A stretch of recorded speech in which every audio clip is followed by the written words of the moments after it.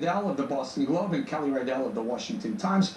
I want you to listen to these sound bites from Hillary Clinton and Bernie Sanders. I know this isn't easy. I know that over the past week, a lot of people have asked themselves whether America is the country we thought it was. The divisions laid bare by this election run deep. But please listen to me when I say this. America is worth it. Our children are worth it. Believe in our country, fight for our values, and never, ever give up. When we stand together by the millions, we can stop Mr. Trump or anyone else from doing bad things to this country. And I say to Mr. Trump from the bottom of my heart, and I know I speak for millions of fellow Americans, Mr. Trump, we are not going backwards in terms of bigotry. We're going to go forward in creating a non-discriminatory society. So is rhetoric like this only deepening the political divide when people like Clinton and Sanders should be working, bringing the country together? Instead, they may be divisive. James, your thoughts?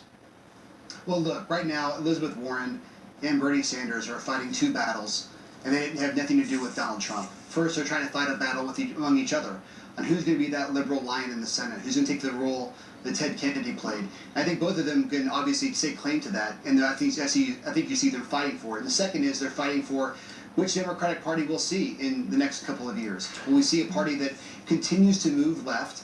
And what Barack Obama definitely did do is he moved the Democratic Party and the country left.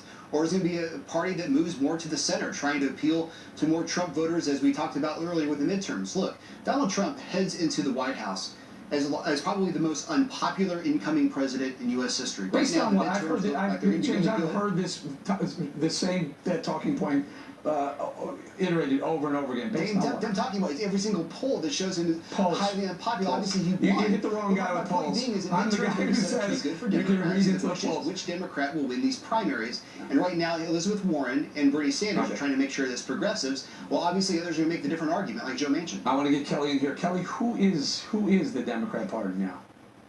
I think the Democrat Party is trying to figure that out right now. You have Bernie Sanders, who's 75 years old, and you have Elizabeth Warren, who's 67 years old. This is very old leadership. If you look on the House side of things, Nancy Pelosi is now in the fight of her life. She is getting challenged by Representative Tim Ryan, who basically is coming out of Ohio saying we need to focus on the white working class voter. So right now, the Democrats couldn't tell you who's going to win this match. It looks as though the party is going to go more progressive, and if that is the case, then good luck to them. Yeah, how